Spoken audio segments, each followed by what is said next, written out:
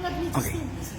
Magandang umaga po sa ating lahat. Ako po si Pastora Adela P. Ramos, na isa pong pastor dito sa Bethel Christian Fellowship, Assemblies of God, Hilltop, Purao, Gamang Isabela.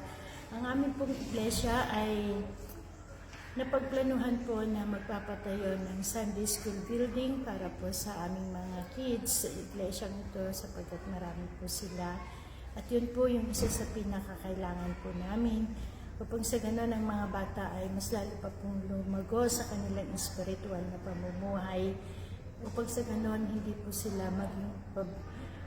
sila maging problema ng ating barangay pag sila po ay lumaki. So kailangan po nila ng masisilungan upang sa gano'n mas mapabuti pa po ang pag-aaral nila sa salita ng Panginoon. Then, isa pa po na aming concern ay ang aming musical instrument, kagaya po ng speaker at laptop.